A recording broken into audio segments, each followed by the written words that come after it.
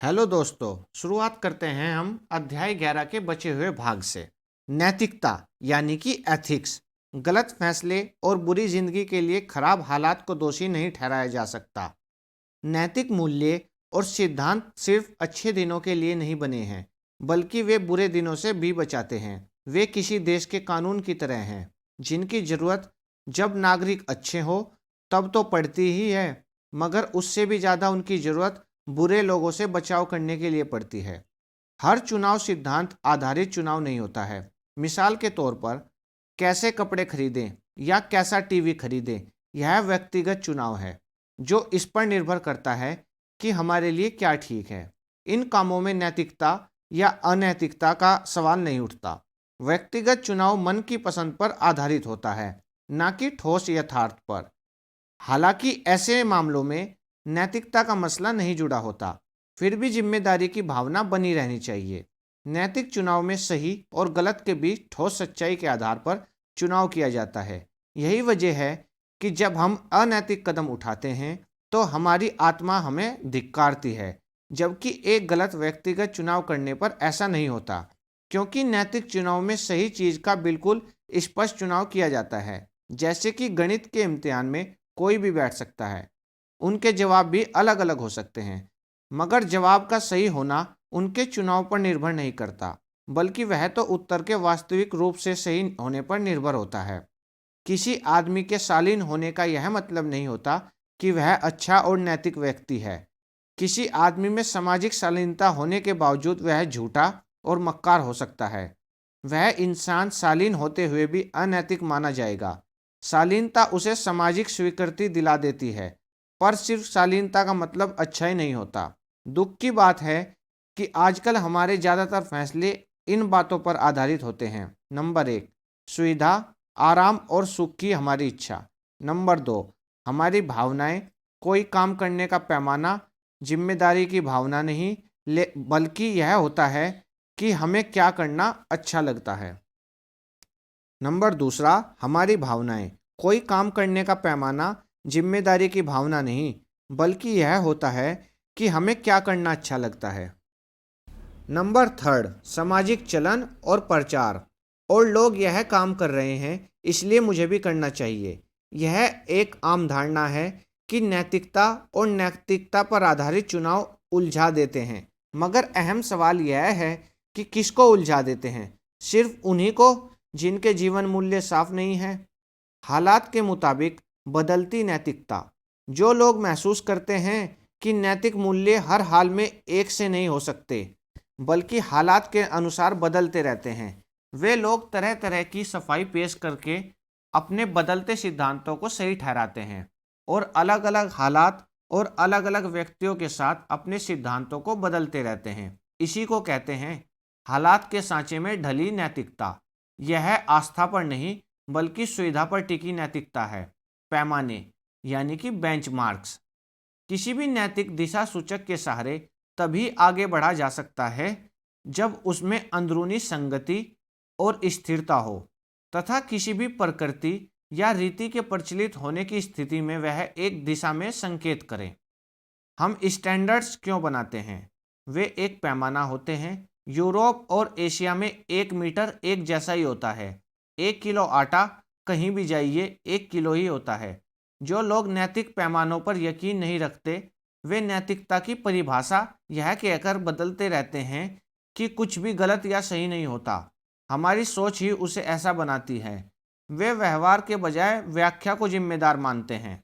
वे महसूस करते हैं मेरा व्यवहार तो ठीक है, आपकी व्याख्या ही गलत है। मिसाल के तौर पर हिटलर सोच सकता था कि वह सही था, मगर बड़ा सवाल यह है, क्या वह सही था? भूखे को खाने के लिए पैसे देना उचित हो सकता है, लेकिन नशीली दवाएं खरीदने के लिए पैसे देना गलत है। सामान्य हालात पैमानों को तय करते हैं। उनमें सिर्फ खास हालात तब्दीली ला सकते हैं। मिसाल के तौर पर हत्या करना गलत है। यह एक आम धारणा है, माना हुआ सत्य है और एक नैतिक पैमाना है। आत्मरक्षा के लिए की गई हत्या को इस नैतिक पैमाने का अपवाद माना जाता है। लेकिन किसी को हत्या करने की छूट इसलिए नहीं मिल सकती कि आज मौसम अच्छा है या उसका दिल कर रहा है। हमारे नैतिकता के स्तर का पता इस बात से भी चलता है कि हम कैसे सलाहकार और कैसे सप्लायर चुनते हैं, कैसे खरीदारों से नाता रखते हैं और अपने फुर्सत का वक्त कैसे बिताते हैं। अलग अलग संस्कृतियों में लोगों की अलग अलग राय और मत हो सकते हैं, मगर निष्पक्षता, न्याय, निष्ठा और वचनबद्धता जैसे मूल्य सर्वव्यापी और शाश्वत है। उनका संबंध किसी खास संस्कृति से नहीं होता। ऐसा कभी नहीं हुआ कि समाज में कायरता के मुकाबले में वीरता को सम्मानित ना किया गया हो। न्याय और नैतिकता में ये गुण शामिल हैं: एक दूसरों के मनोभावों को समझना, निष्पक्षता, घायलों, बीमारों और बूढ़ों के लिए हमदर्दी, समाज के व्यापक हितों का ध्यान। ज़्यादा लोगों के एक बात पर सहमत होने का मतलब यह नहीं कि वह बात सही है। मिसाल के तौर पर, यदि किसी देश के नागरिक उस देश के सभी नीली आंखों वाले लोगों से वोट देने का हक छीनने के लिए मतदान करें, तो उसे सही नहीं माना जाएगा। समाज के व्यापक हितों का ध्यान गुरुत्वाकर्षण के नियमों की तरह ही नैतिकता के बुनियादी मूल्य सर्वव्यापी है। जिस तरह अनुशासन के बिना आज़ादी बर्बादी लाती है, उसी तरह मूल्यों और सिद्धांतों के बिना समाज नष्ट हो जाता है। अगर सचमुच सिद्धांतों का सही या गलत होना हर एक की राय पर ही निर्भर है, तो फिर किसी अपराधी को जेल में नहीं भेजा जाना चाहिए। एक समाज अच्छा या बुरा उसके नागरिकों के नैतिक मूल्यों के आधार पर बनता है। इन्हीं नैतिक मूल्यों से समाज को शक्ति मिलती है। कुछ लोग सापेक्षता के सिद्धांत में विश्वास करते हैं, लेकिन वे अपनी विडंबनाओं में ही फंसकर रह जाते हैं। वे कहते हैं सब कुछ सापेक्ष है। यह बात बिल्कुल सच है, लेकिन अपने आप में ही विरोधाभासी भी है। गलत और सही, ईमानदारी और बेईमानी में फर्क करने के लिए पहले हमें इनके वजूद की मौजूदगी को मानना होगा। जैसे किसी चीज़ का लेबल बदलने से चीज़ नहीं बदल जाती, ठीक वैसे ही नाम बदलने से उसका मतलब नहीं बदल जाता। गिरे हुए नैतिक मूल्यों को नए नए नाम देकर अधिक स्वीकार योग्य बनाने की कोशिश की जा रही है, और मीडिया अनैतिकता को ग्लैमराइज कर रहा है। झूठ बोलने वालों को एक्सट्रोवर्ट और इमेजिनेटिव बताया जा रहा है। किसी व्यक्ति को नैतिक शिक्षा दिए बिना वैचारिक शिक्षा देना समाज के लिए संकटों को न्योता देना है। 1993 में जब कोलंबिया यूनिवर्सिटी के प्रेसिडेंट माइकल सेवरन ने इस्तीफा दिया, तो एक रिपोर्टर ने उनसे पूछा कि क्या कोई काम उनसे अधूरा छूट गया है। सेवरन ने जवाब दिया, हाँ, बस एक ही काम बाकी रह गया है। उन्होंने नैतिक शिक्षा की कमी की तरफ इशारा करते हुए कहा, एक आम स्टूडेंट को इस बारे में कोई शिक्षा नहीं दी जाती। ज़्यादातर शिक्षक इन विषयों को छूने से कतराते हैं। नैतिक शिक्षा देना माँ बाप के जिम्मे छोड़ दिया जाता है। नतीजा यह है कि इस देश में नई पीढ़ी को नैतिकता और सिद्धांतों की शिक्षा पहले से भी कम मिल रही है, जबकि उसे इसकी बहुत ज़्यादा ज़रूरत है। सिद्धांत और नैतिक मूल्य कोई धर्म नहीं है, ये एक शांतिप्रिय समाज के लिए जरूरी सूझबूझ भरे व्यवहार के सिद्धांत हैं। नैतिकता और कानून, एथिक्स एंड लीगैलिटी। किसी व्यक्ति को यह सोचकर दुखी नहीं होना चाहिए कि उसने अच्छा काम किया लेकिन औरों ने बुरा काम किया। अगर किसी ने अकेले ही सही काम किया हो तो उसने उचित किया, और यदि गलत काम किया हो तो पूरी मानव जाति की स्वीकृति भी उसके काम को उचित सिद्ध नहीं कर सकती।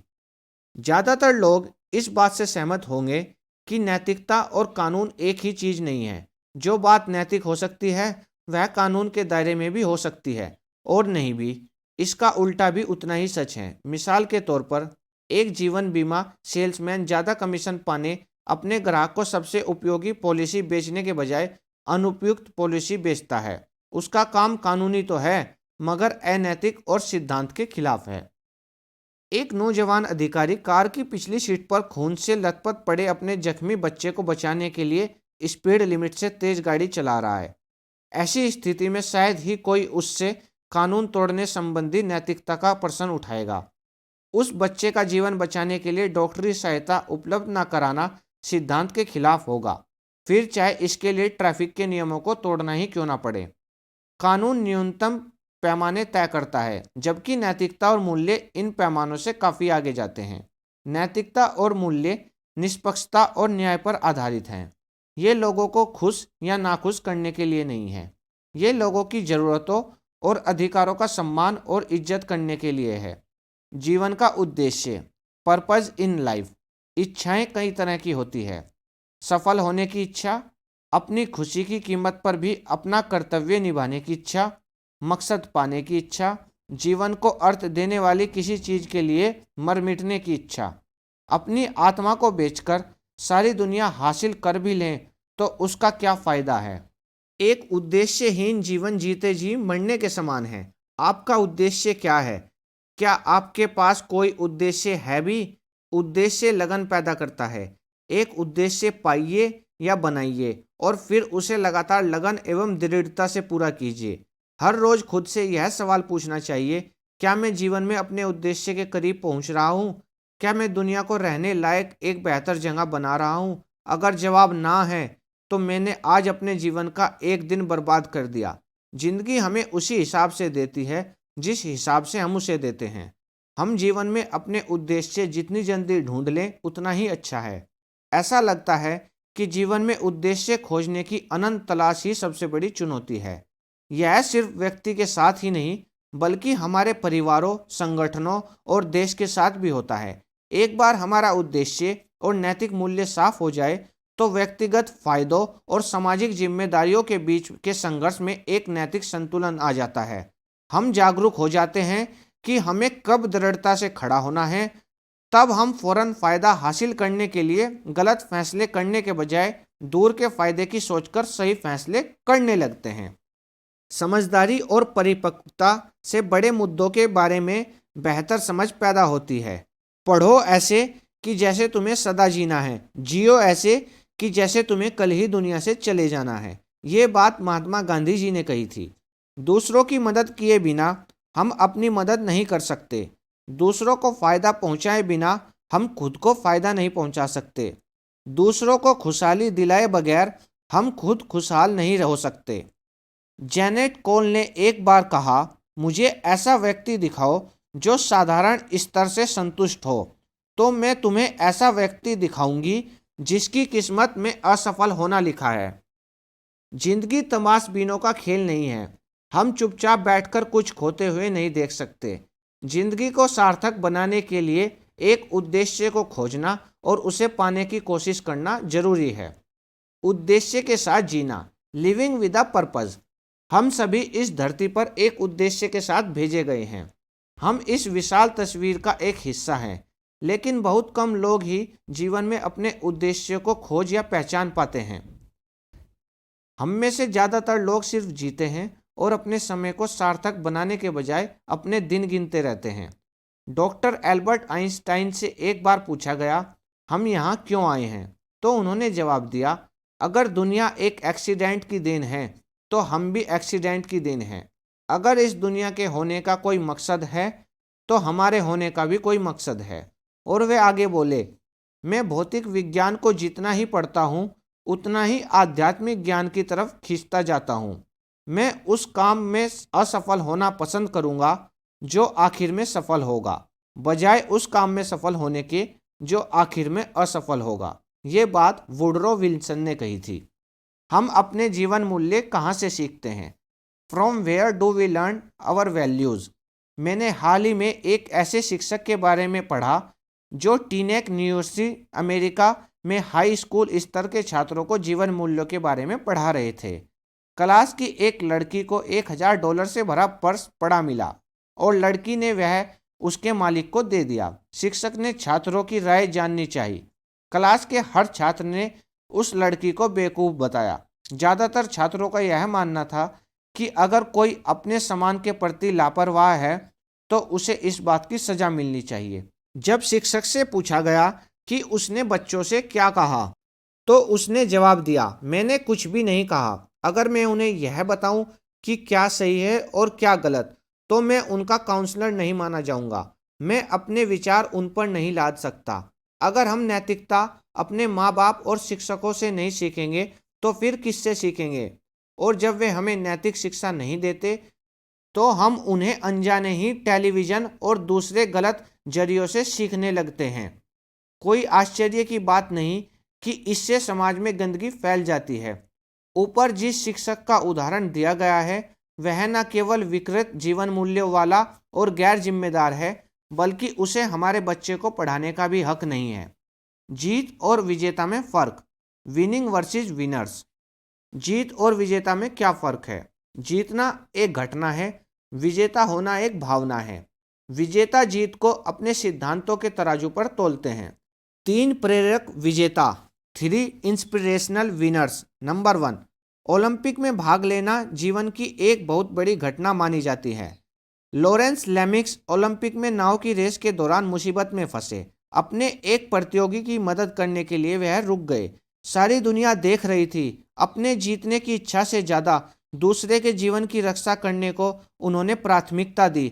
हालांकि वे नौका दौड़ में नहीं जीते, फिर भी विजेता थे। सारी दुनिया के राजा और रानियों ने उनका सम्मान किया क्योंकि उन्होंने ओलंपिक की भावना को जीवित रखा। Number 2, Ruben Gonzalez racquetball की विश्व चैंपियनशिप फाइनल मैच खेल रहे थे। फाइनल खेल में मैच पॉइंट पर गोंजालेस ने एक बहुत अच्छा शॉट खेला। रेफरी और लाइन्समैन दोनों ने उनके शॉट को सही बताया और उन्हें विजेता घोषित कर दिया। मगर गोंजालेस ने थोड़ा रुकने और हिचकने के बाद पीछे मुड़कर अपने प्रतिद्वंदी से हाथ मिलाते हुए कहा, शॉट गलत था। नतीजा यह हुआ कि वे सर्विस हार गए और मैच भी। हर कोई हैरान रह गया। कौन सोच सकता था कि एक खिलाड़ी जिसके हक में सारी बातें हों, हार को इस तरह गले लगा लेगा। जब पूछा गया कि उन्होंने ऐसा क्यों किया, तो गोंजालेस ने जवाब दिया, अपने जमीर को बनाए रखने के लिए मेरे पास यही एक रास्ता था। वह मैच हार गए लेकिन फिर भी एक विजेता थे। नंबर 3, कुछ सेल्समैनों के एक ग्रुप ने मीटिंग के लिए शहर से बाहर जाते समय अपने परिवार वालों से कहा कि वे शुक्रवार की रात को खाने के समय तक आ जाएंगे। लेकिन जैसा कि इस तरह के दौरों में होता है, एक के बाद एक काम होने की वजह से मीटिंग निश्चित समय पर खत्म नहीं हो सकी। उन्हें देर हो चुकी थी। उन्हें जहाज पकड़ना था। वे भागते भागते जहाज छूटने से कुछ ही मिनट पहले एयरपोर्ट पर पहुंचे। टिकट उनके हाथों में थे। वे आशा कर रहे थे कि जहाज शायद अभी ना उड़ा हो। इसी भागदौड़ में उनमें से एक उस मेज से टकरा गया जिस पर फलों का एक टोकरा रखा था। सारे फल इधर उधर बिखर गए और खराब हो गए, लेकिन उनके पास रुकने का समय नहीं था। वे दौड़ते रहे और जहाज के अंदर पहुंचकर उन्होंने चैन की सांस ली, सिर्फ एक को छोड़कर। उसने अपने साथियों से विदा ली और लौट आया। उसने जो कुछ देखा उससे उसे एहसास हुआ कि उसने बाहर आकर ठीक किया है। वह उस गिरी हुई मेज के पास गया और उसने उस मेज के पीछे एक 10 साल की अंधी बच्ची को देखा जो रोजी रोटी के लिए फल बेचती थी। उसने कहा, मुझे उम्मीद है कि हमने तुम्हारा दिन खराब नहीं किया है। उसने $10 जेब से निकालकर उस लड़की को दे दिए और कहा, यह तुम्हारा नुकसान पूरा कर देगा। इसके बाद वह चला गया। लड़की यह सब कुछ तो देख ना सकी, लेकिन दूर जाते कदमों की धीमी पड़ती आवाज को सुनकर उसने जोर से आवाज लगाई, क्या आप भगवान हैं? उस सेल्समैन का जहाज तो छूट गया, लेकिन क्या वह विजेता नहीं था? यकीनन था। कोई बिना मेडल के भी विजेता हो सकता है, और यदि जीत को सही नजरिए से ना देखा जाए तो वह मेडल जीतने के बाद भी हारा हुआ हो सकता है। जीत एक घटना है, विजेता होना एक भाव। Winning is an event, being a winner is a spirit. 3 लोग मैराथन रेस में अन्य सैकड़ों लोगों के साथ दौड़े। मेडल किसी चौथे ने जीता। क्या इसका मतलब यह हुआ कि वे 3 लोग हार गए थे? हरगिज नहीं। उन तीनों ने अलग अलग जगहों से रेस में भाग लिया था। पहले ने अपनी क्षमता आजमाने के लिए रेस में भाग लिया था और उसने आशा से अच्छा प्रदर्शन किया। दूसरा अपने पिछले प्रदर्शन को बेहतर बनाना चाहता था और उसने वैसा ही किया। तीसरे ने कभी मैराथन में भाग ही नहीं लिया था। उसका उद्देश्य था रेस में भाग लेना और उसे पूरा करना, और उसने किया भी। इससे हमें क्या पता चलता है?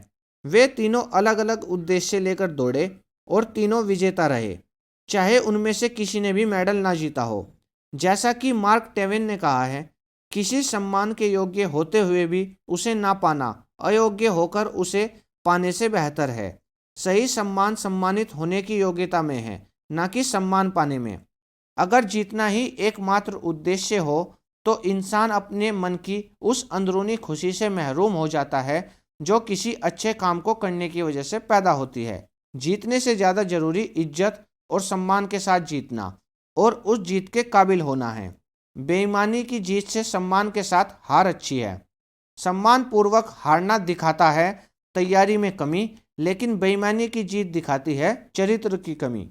जब किसी इंसान को यह पता हो कि कोई नहीं जान पाएगा कि उसने क्या किया और क्या नहीं किया, तब वह क्या करता है, इसी बात से उसके चरित्र की असली पहचान होती है। कोई भी जीत इस योग्य नहीं कि उसके लिए जमीर से समझौता करके झटपट कामयाबी दिलाने वाले गलत रास्तों को अपनाया जाए। ट्रॉफी तो आप भले ही जीत लें, लेकिन यह जानते हुए कि वह सच्चाई से नहीं जीती गई है, उससे आपके मन को खुशी कभी नहीं मिलेगी। एक ट्रॉफी जीतने से ज़्यादा अहम बात है एक अच्छा इंसान होना। विजेता हर दिन यह सोचकर जीते और काम करते हैं कि यह उनके जीवन का आखिरी दिन है, क्योंकि इनमें से कोई एक दिन हमारा आखिरी दिन होगा और हम नहीं जानते कि वह दिन कौन सा होगा। जब वे इस दुनिया से जाते हैं तो एक विजेता की तरह जाते हैं। कई बार जीत से ज़्यादा हार में विजय होती है। विजेता उदार होते हैं। Winners are gracious. याद रखिए, विजेता उदार होते हैं। वे कभी अपने बारे में डींग नहीं हाँकते। वे अपने साथी और विपक्षी खिलाड़ियों दोनों को पूरा सम्मान देते हैं और उनकी प्रशंसा करते हैं। सफल होना तो बहुत से लोग जानते हैं, पर सफलता को संभालना कम ही लोग जानते हैं। सफलता का ब्लूप्रिंट फॉर सक्सेस। हम दुनिया भर में कई संगठनों और आम लोगों के लिए एक 3 दिन की सेमिनार आयोजित करते हैं जिसका नाम है ब्लूप्रिंट फॉर सक्सेस। दुनिया के बहुत से संगठनों के लिए यह सेमिनार खास तौर पर उनमें काम करने वालों के लिए आयोजित की जाती है और आम लोगों के लिए यह खुले तौर पर आयोजित की जाती है। यह इस सिद्धांत पर आधारित होती है, जीतने वाले अलग काम नहीं करते, वे हर काम अलग ढंग से करते हैं। यह सिद्धांत इस सोच के जवाब में आया, जीत ही सब कुछ है। इस बाद वाली फिलॉसफी को मानने वाले की निष्ठा पर मुझे शक होता है। यह किलर इंस्टिंक्ट का गलत मतलब देती है। अगर आप किसी राह चलते इंसान से पूछें किलर इंस्टिंक्ट का मतलब क्या है, तो ज़्यादातर लोग यही जवाब देंगे, जैसे भी हो आपको जीतना है, रास्ते चाहे टेढ़ा हो या सीधा। यह किलर इंस्टिंक्ट नहीं बल्कि पूरी बेईमानी है। एक अच्छे खिलाड़ी के लिए किलर इंस्टिंक्ट का मतलब है, नंबर 1, आप 100% नहीं बल्कि 200% मेहनत और कोशिश करें। नंबर 2, जीत के लिए विपक्षी की गलती का फायदा उठाएं।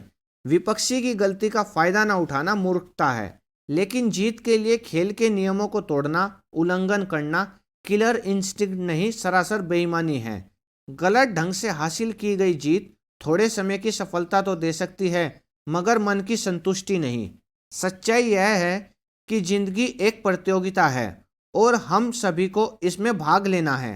वास्तव में प्रतियोगिता भाग लेने वालों को और बेहतर बनाती है। इसमें कोई शक नहीं कि उद्देश्य तो जीतना होता है, मगर यह जीत ईमानदारी, उदारता, स्पष्टता और खेल के नियमों के अनुसार हासिल की जानी चाहिए। विजेता कदमों के निशान छोड़ जाते हैं।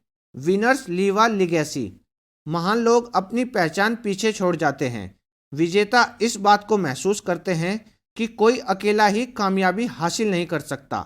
हालांकि चैंपियनों को मेडल मिलते हैं, लेकिन वे जानते हैं कि उनकी सफलता के पीछे बहुत सारे लोगों का हाथ है, जिनके बिना यह सब कुछ संभव नहीं हो पाता। इनमें शामिल होते हैं शिक्षक, माँ बाप, कोच, प्रशंसक और उनके सलाहकार। जिन लोगों ने कामयाबी हासिल करने में हमारी मदद की है, हम उनका कर्ज पूरी तरह कभी नहीं चुका सकते। उनके प्रति थोड़ा सा आभार केवल आने वाली पीढ़ी की मदद करके जताया जा सकता है। विजेता के पास अपना आभार जताने का एक ही रास्ता है कि वह आने वाली पीढ़ियां का सही मार्गदर्शन करें।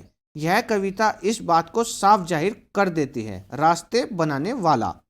एक बुजुर्ग जो एक सुनसान सड़क पर जा रहा था, शाम होते होते ठंडा और ठिठुरता पहुंचा एक लंबे, गहरे और चौड़े दर्रे के करीब, जिसके अंदर तेज पानी बह रहा था। बुजुर्ग ने शाम के धुंधलेके में उसे पार किया। पानी की धारा से उसे कोई डर नहीं लगा, मगर वह पीछे मुड़ा, सुरक्षित पार कर जाने के बाद, और उन लहरों के आर पार एक पुल बनाया। ओ बुजुर्ग, एक साथी यात्रा ने उसे पुकारा, तुम इसे बनाने में बेकार मेहनत कर रहे हो। तुम्हारी यात्रा दिन के ढलते ही खत्म हो जाएगी और फिर तुम कभी इस रास्ते से नहीं गुजरोगे। तुमने इस चौड़े और गहरे दर्रे को पार कर लिया है तुम इस धारा पर पुल क्यों बना रहे हो? उस बुजुर्ग ने अपने सिर को उठाकर कहा, प्यारे दोस्त, जिस रास्ते से मैं आया हूँ उस राह में मेरे पीछे आ रहा है एक नौजवान जिसे यहीं से गुजरना है। यह दर्रा जो मेरे लिए मुश्किल रहा है, उस सजीले नौजवान के लिए एक बड़ा खतरा हो सकता है। उसे भी शाम के धुंधले के में पार करना पड़ेगा। मेरे दोस्त, मैं यह पुल उस नौजवान के लिए बना रहा हूँ। सुकरात ने प्लेटो को शिक्षा दी। प्लेटो ने अरस्तु को पढ़ाया। अरस्तु सिकंदर महान के शिक्षक बने। ज्ञान अगर एक से दूसरे को ना हासिल हुआ होता तो वह मर चुका होता। हमारी सबसे बड़ी जिम्मेदारी एक ऐसी विरासत देना है जिस पर आने वाली पीढ़ियां गर्व कर सकें। बदलते जीवन मूल्य, आज के सिद्धांत। Changing values, today's values. बदलाव निश्चित है, हम इसे पसंद करें या ना करें, वह होगा ही। हम इस में वाली पीढ़ी और हालात के अनुसार बदलते मूल्यों की सोच को बहुत देख चुके हैं। इसकी वजह से मजबूत समाजों को भी नुकसान उठाना पड़ा है। में वाली पीढ़ी के लोग पकड़ में आ चुके हैं, पर उन्हें गलती का नहीं बल्कि पकड़े जाने का दुख है। 1958 के एक सर्वे में कुछ हाई स्कूलों के प्रिंसिपलों से यह सवाल पूछा गया, आपके छात्रों की खास समस्याएं क्या है? उनका जवाब था, होमवर्क ना करना, संपत्ति का महत्व न समझना, जैसे कि किताबों को फेंक देना, बत्तियां जली और खिड़की दरवाजे खुले छोड़ देना, क्लास में मुंह से थूक के बुलबुले निकालना, कमरों में भाग दौड़ करना। उसी सवाल को 30 साल के बाद 1988 में पूछा गया। जवाब आश्चर्यजनक रूप से बिल्कुल अलग थे। आज के हाई स्कूल के छात्रों की मुख्य समस्या है गर्भपात, एड्स, बलात्कार, नशीली दवाएं, स्कूल में हिंसा की वजह से मौत और हत्या का डर, बंदूकों और चाकुओं का आतंक। पुराने मूल्य मिट नहीं सकते। Old values are not obsolete. कोई भी देश साझा विश्वासों और उसके नज़रिए की वजह से संगठित रहता है। इन्हीं की वजह से उस देश के लोगों को किसी भी समाज को परेशान करने वाले संघर्षों से उभरने की शक्ति मिलती है, और इन्हीं की वजह से किसी देश को उसका स्वर, आकार, निष्ठा, नैतिक स्वरूप और सहन शक्ति प्राप्त होती है। कुछ लोग जिम्मेदारी, निष्ठा, वचनबद्धता और देशभक्ति जैसे नैतिक मूल्यों को पुराना समझते हैं। ये नैतिक मूल्य पुराने हो सकते हैं, मगर इनका महत्व कभी खत्म नहीं हो सकता। ये समय की कसौटी पर खरे उतरे हैं और हमेशा कायम रहेंगे, चाहे न्यूयॉर्क हो, न्यू दिल्ली हो या न्यूजीलैंड हो। इन मूल्यों का अर्थ सब जगह एक सा ही है। ये सर्वव्यापी हैं। मुझे इतिहास के किसी ऐसे दौर या संस्कृति के बारे में नहीं पता जिसने इन मूल्यों को सम्मान न दिया हो। आज नैतिक मूल्य काफ़ी नीचे गिर चुके हैं। Values are at an all time low. किसी समाज में अनैतिकता और नाइंसाफी से निराशा जन्म लेती है। अनैतिक आनंद की तलाश में रहने वाले लालची और अविवेकी लोगों पर दृढ़ नैतिक चरित्र वाले लोग द्वारा अंकुश लगाया जाना जरूरी है। बदलाव के इस दौर में हम अपने रास्ते से भटक गए हैं।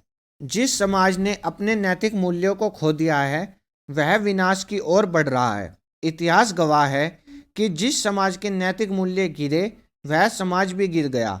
लगभग 50-60 साल पहले अमेरिका जबरदस्ती मंदी के दौर से गुजर रहा था। उसकी 1/3 दौलत कुछ ही महीनों में बर्बाद हो चुकी थी। उत्पादन में 77% की गिरावट आ गई थी। 1/4 मजदूर बेकार हो गए थे। कई शहरों में स्कूल चलाना भी मुश्किल हो गया था। न्यूयॉर्क के 20% स्कूली छात्र पोषण की कमी के शिकार हो चुके थे। एक समय तो 3 करोड़ 40 लाख आदमी, औरत और बच्चे बगैर किसी आमदनी के थे। धड़ाधड़ बंद होते होटलों, बैंकों और भूखमरी के उस मुश्किल दौर के बीच भी फ्रैंकलिन रूजवेल्ट ने अपने राष्ट्र के लोगों से रेडियो पर कहा, ईश्वर का शुक्र है कि हमारी मुश्किलें सिर्फ भौतिक और सांसारिक चीज़ों को लेकर है। अच्छाई क्या है? What is goodness? अगर हम एक सर्वे करें और लोगों से पूछें क्या आप अच्छे हैं, तो ज़्यादातर लोगों का जवाब होगा हाँ। उनसे पूछें कौन सी चीज़ उन्हें अच्छी बनाती हैं, तो जवाब होगा मैं धोखा नहीं देता इसलिए मैं अच्छा हूँ, मैं झूठ नहीं बोलता इसलिए मैं अच्छा हूँ, मैं चोरी नहीं करता इसलिए मैं अच्छा हूँ। अगर आप ऊपर दिए जवाबों को जांचें और परखें तो पाएंगे कि उनमें ज़्यादा दम नहीं है। उस आदमी के बारे में सोचे जो कहता है मैं धोखा नहीं देता। इसका सिर्फ यही मतलब है कि वह धोखेबाज नहीं है।